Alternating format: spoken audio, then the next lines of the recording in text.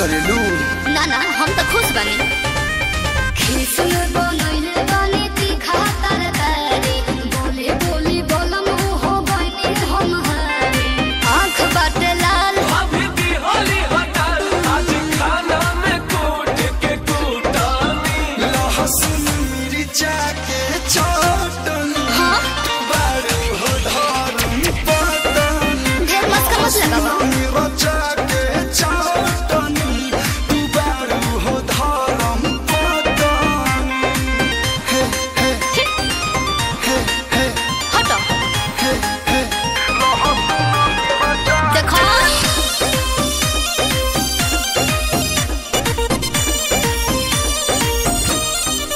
बदल बड़ा बनाई नुकरानी ना हो। खाली अपने करेला मन मानी राजा।